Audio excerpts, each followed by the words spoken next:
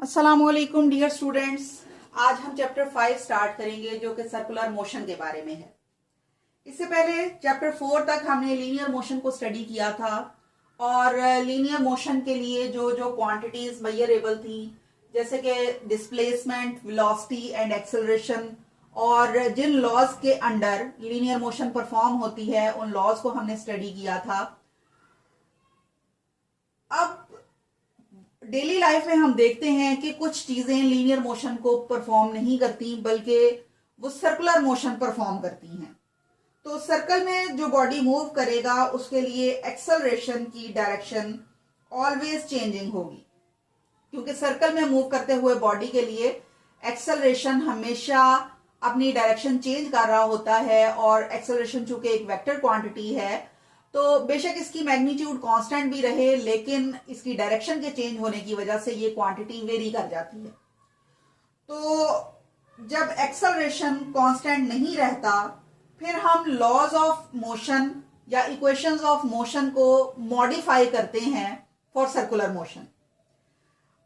दूसरी बात यह है कि सर्कुलर मोशन को स्टडी करना हमारे लिए इसलिए भी जरूरी है क्योंकि डेली लाइफ में हम अपने इर्द गिर्द बहुत सारी चीजों को सर्कुलर मोशन परफॉर्म करते हुए देखते हैं। जैसे कि अगर हम बड़े बॉडीज की बात करें तो इस यूनिवर्स के अंदर हमारी अर्थ जो है वो सन के गिर्द सर्कुलर मोशन परफॉर्म कर रही है और इसी तरह से मून हमारी अर्थ के गिर्द सर्कुलर मोशन परफॉर्म कर रहा है। उसके बाद अगर हम बहुत छोटे लेवल पर चले जाएं यानी एटम के लेवल पर अगर हम चले जाएं तो इलेक्ट्रॉन्स न्यूक्लियस के गिर्द इसी तरह की सर्कुलर मोशन परफॉर्म कर रहे हैं। यानी इस यूनिवर्स में छोटी से छोटी ऑब्जेक्ट से लेकर बड़ी से बड़ी ऑब्जेक्ट सर्कुलर मोशन परफॉर्म कर सकती है। अब सर्कुलर मोशन जब कोई बॉडी परफॉर्म करेगा तो उसके लिए हम किन किन क्वांटिटीज को मेजर करेंगे और ये सर्कुलर मोशन किन किन लॉज के अंडर होगी ये हम स्टडी करेंगे इस चैप्टर के अंदर। सबसे पहली मेजरेबल क्वांटिटी जो कि हम सर्कुलर मोशन के लिए स्टडी करेंगे वो है एंगुलर डिस्प्लेसमेंट। एंगुलर का वर्ड जहां भी यूज होगा it is related to circular motion, यानी एंगुलर का वर्ड हम हमेशा सर्कुलर मोशन के लिए यूज करते हैं। यहां हम एंगुलर डिस्प्लेसमेंट को डिफाइन करने से पहले कुछ डेफिनेशंस को स्टडी करेंगे जिनमें प्लेन ऑफ रोटेशन,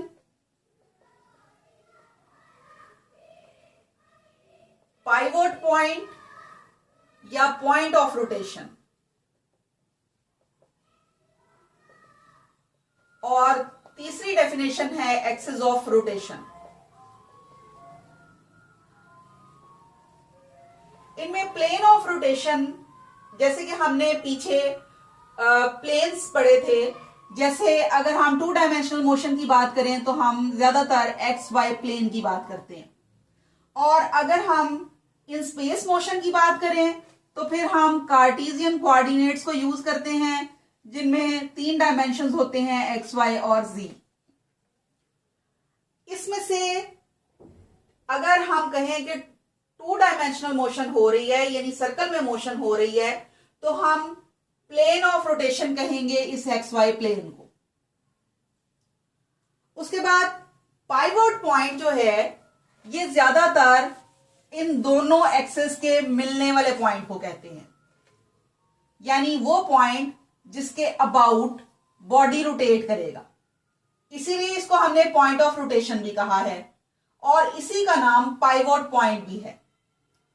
उसके बाद एक्सिस ऑफ रोटेशन ये वो लाइन है जो कि इस पाइवोट पॉइंट के अंदर से गुजरती है, इसको हम कहते हैं एक्सिस ऑफ रोटेशन और ये हमेशा प्लेन ऑफ रोटेशन के परपेंडिकुलर डायरेक्शन में होती है। अब हम सपोज ये करेंगे कि एक बॉडी है जो कि सर्कुलर मोशन परफॉर्म कर रही है और एक्स वाई प्लेन के अंदर इसकी मोशन है।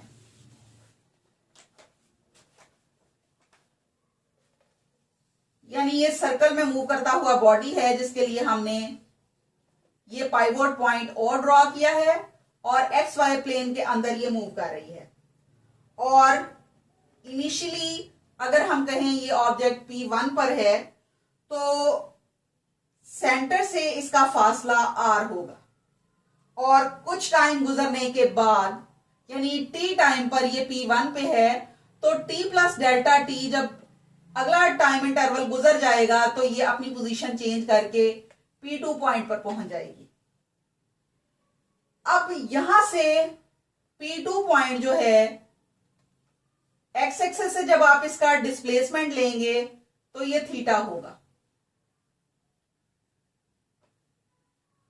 और अगर आप P1 पॉइंट का यहां से डिस्प्लेसमेंट लें तो ये थीटा 1 होगा, और अगर आप सिर्फ P1 से P2 का डिस्टेंस लेना चाहें तो ये डेल्टा थीटा के इक्वल होगा, जो कि थीटा 2 माइनस थीटा 1 होगा। यानी हम एंगुलर डिस्प्लेसमेंट को इस तरह से डिफाइन करेंगे कि एंगल डेल्टा थीटा डिफाइन करेगा एंगुलर डिस्प्लेसमेंट को during the time interval delta T. और जब हम बहुत स्मॉल वैल्यूज लेते हैं डेल्टा थीटा की तो angular displacement is a vector quantity. जिस तरह से लीनियर डिस्प्लेसमेंट एक वेक्टर क्वांटिटी था, इसी तरह से एंगुलर डिस्प्लेसमेंट भी एक वेक्टर क्वांटिटी होगा। और चूंकि हम ये रोटेशन हमेशा एंटी क्लॉकवाइज लेते हैं और एंटी क्लॉकवाइज डायरेक्शन को हम हमेशा पॉजिटिव कंसिडर करते हैं, और इसको एंटी क्लॉकवाइज डायरेक्शन को पॉजिटिव कंसिडर करने की वजह यह है कि हमारी अर्थ में, हमारी इस यूनिवर्स में जितनी मोशंस हो रही हैं जो सर्कुलर डायरेक्शन में हैं वो हमेशा एंटी क्लॉकवाइज ही होती हैं। तो इसलिए हमने नेचुरल डायरेक्शन को पॉजिटिव कंसिडर किया हुआ है, और जहां भी एंटी क्लॉकवाइज मोशन होती है उसको हम हमेशा पॉजिटिव लेते हैं। दूसरी बात यह कि अगर डेल्टा थीटा वेक्टर क्वांटिटी है तो जाहिर है इसकी मैग्नीट्यूड के साथ साथ इसकी डायरेक्शन भी होगी। इसकी डायरेक्शन को फाइंड करने के लिए हमने अपने राइट हैंड को यूज करना है। यानी हमने, अगर ये सर्कल में मूव करता हुआ बॉडी है और रोटेशन हो रही है एंटी क्लॉकवाइज, तो हम रोटेशन की डायरेक्शन में अपनी फिंगर्स को कर्ल करेंगे तो थंब बताएगा हमारा डायरेक्शन ऑफ एंगुलर डिस्प्लेसमेंट। यानी राइट हैंड रूल को यूज करना है हमने एंगुलर डिस्प्लेसमेंट की डायरेक्शन को फाइंड करने के लिए। उसके बाद है यूनिट्स ऑफ एंगुलर डिस्प्लेसमेंट। आमतौर पे थीटा को मेजर करने के लिए हम डिग्रीज का यूज करते हैं, या फिर अगर ये एंगुलर डिस्प्लेसमेंट बड़ी क्वांटिटी हो तो हम रेवोल्यूशंस को मेजर करते हैं, यानी कितने चक्कर ये कंप्लीट कर चुका है। उसके बाद SI unit of angular displacement is radian. अब इस रेडियन को हम डिफाइन करेंगे अगर कोई बॉडी सर्कल में मूव कर रहा है तो ये कुछ ना कुछ डिस्प्लेसमेंट कवर करेगा। जैसे कि यहां अगर हम O को पाइवोट पॉइंट लेते हैं और ये P पॉइंट इनिशियली यहां पर था और कुछ टाइम गुजरने के बाद ये अगली पोजीशन P1 पर पहुंच जाता है, तो इस दौरान इसने ये आर्क लेंथ S को कवर किया है जो कि P1 लेंथ है।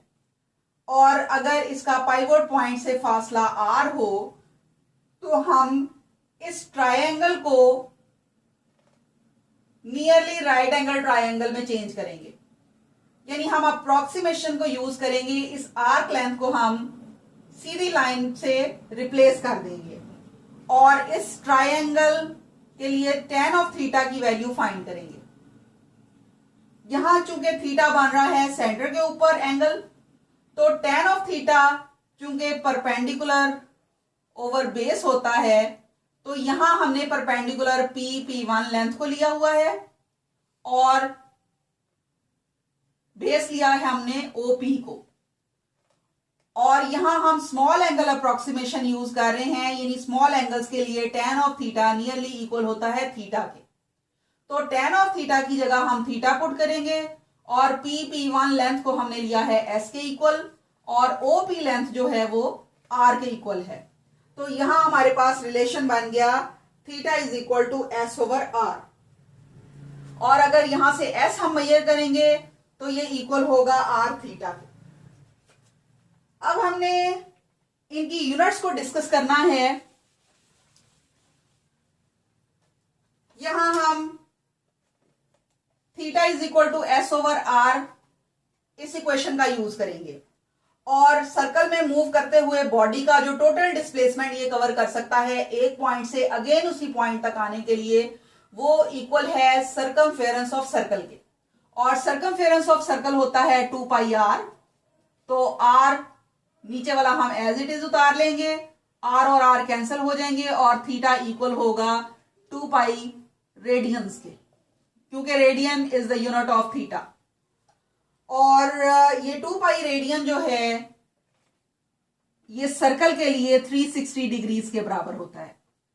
और अगर यहां से हम 1 रेडियंस को डिफाइन करें तो यहां से 2 पाई दूसरी साइड पर जाकर डिवाइड हो जाएगा। और अगर हम 2 पाई की वैल्यू यहां पुट कर दें तो 2 वैसे ही कांस्टेंट है और पाई की वैल्यू 3.14, और जब इसको डिवाइड करेंगे तो 57.3 डिग्रीज इसका आंसर आ जाएगा। यानी 1 रेडियन इक्वल होता है 57.3 डिग्रीज के। ये है हमारा एंड रिजल्ट। और इस इक्वेशन को आपने अच्छे तरीके से याद करना है, क्योंकि ये कन्वर्जन यूनिट्स के तौर पर भी यूज होता है और ये आपके शॉर्ट क्वेश्चन टाइप क्वेश्चंस में भी आ जाता है। उसके बाद अगली क्वांटिटी जो कि सर्कुलर मोशन के लिए स्टडी करना जरूरी है वो है एंगुलर वेलोसिटी।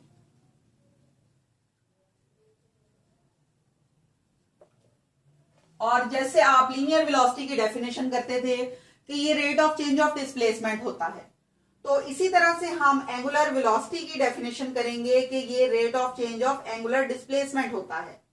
और जहां पे भी हम रेट की बात करते हैं इसका मतलब होता है कि it is divided by time. और अगर टाइम इंटरवल को हम स्मॉल लेंगे तो इसके साथ डेल्टा लगाएंगे और इस दौरान जो एंगुलर डिस्प्लेसमेंट कवर होगा वो भी बहुत स्मॉल होगा और उसको भी हम डेल्टा के साथ डिनोट करेंगे। और एंगुलर वेलोसिटी को हम शो करते हैं ओमेगा के साथ।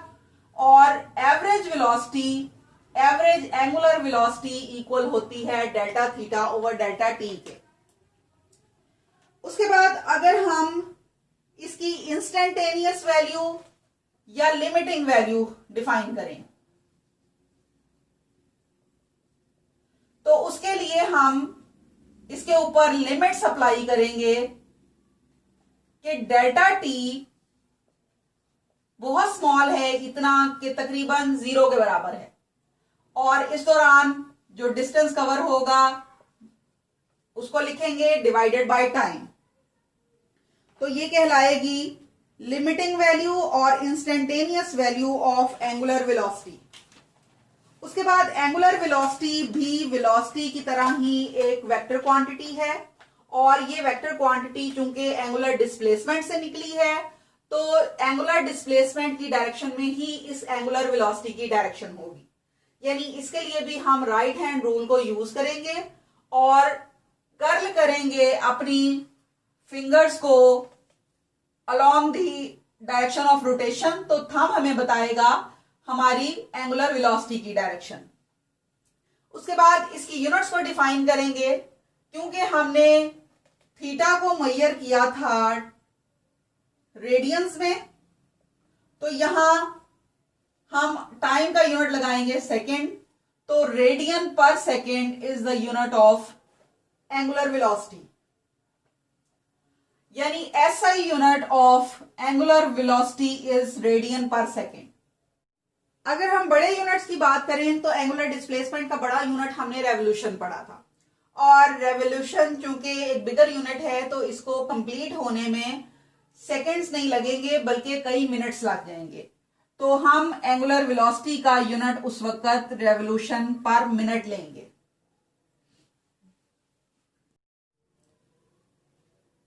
नेक्स्ट क्वांटिटी जो कि हम सर्कुलर मोशन के लिए स्टडी करेंगे वो है एंगुलर एक्सेलरेशन। यानी जब भी एंगुलर वेलोसिटी चेंज होती है तो टाइम के लिहाज से जब हम एंगुलर वेलोसिटी के चेंज को मेजर करेंगे, यानी rate of change of angular velocity को मेजर करेंगे, तो इस क्वांटिटी को हम कहेंगे एंगुलर एक्सेलरेशन। यानी हमने एंगुलर एक्सेलरेशन को अल्फा से शो करना है और ये rate of change of angular velocity होगा। डाटा हमने लगाया है चेंज के लिए और ये चेंज बहुत ही स्मॉल इंटरवल ऑफ टाइम में आ रहा है। इसके लिए हम सपोज ये करेंगे, इनिशियली अगर इसकी वेलोसिटी है ओमेगा आई, तो डेल्टा टी टाइम गुजरने के बाद ये चेंज होकर ओमेगा एफ में चेंज हो जाती है। तो यहां हम डेल्टा ओमेगा को ओमेगा एफ माइनस ओमेगा आई लिख सकते हैं। और इसी तरह से टाइम जो होगा वो अगर हमने पहले लिया हुआ है t1, उस पर इसकी एंगुलर वेलोसिटी थी ओमेगा आई, और अगले टाइम t2 पर इसकी एंगुलर वेलोसिटी थी ओमेगा एफ। तो हम t2 माइनस t1 से लेंगे डेल्टा टी को। और अगर हम इंस्टेंटेनियस या लिमिटिंग वैल्यू कैलकुलेट करेंगे इस एंगुलर एक्सेलरेशन की, तो उसके लिए हमने क्या करना है, अल्फा लेना है और लिमिट अप्लाई करनी है डेल्टा टी टेंड टू 0, यानी बहुत स्मॉल इंटरवल ऑफ टाइम के लिए हमने delta omega over delta T को कैलकुलेट कर लेना है। तो इसको हम कहेंगे लिमिटिंग वैल्यू और instantaneous value of angular acceleration. अब एंगुलर एक्सेलरेशन जो है, again it is a vector quantity, और इस वेक्टर की डायरेक्शन को फाइंड करने के लिए अगेन हमने राइट हैंड रूल को यूज करना है, क्योंकि ये एंगुलर एक्सेलरेशन वेक्टर क्वांटिटी है इस एंगुलर वेलोसिटी की वजह से। तो जो एंगुलर वेलोसिटी की डायरेक्शन होगी वही एंगुलर एक्सेलरेशन की डायरेक्शन होगी। और डायरेक्शन को फाइंड करने के लिए हमने राइट हैंड रूल इस तरह से अप्लाई किया था कि हमने कर्लिंग ऑफ फिंगर की थी डायरेक्शन ऑफ रोटेशन में, तो थंब ने हमें बताई थी एंगुलर एक्सेलरेशन की डायरेक्शन। उसके बाद है इसकी यूनिट्स। इसकी यूनिट्स यहां से इस इक्वेशन से अगर हम लें तो ओमेगा की यूनिट हमने पढ़ी है रेडियन पर सेकंड और टाइम की यूनिट है सेकंड, तो रेडियंस पर second square is the SI unit of angular acceleration.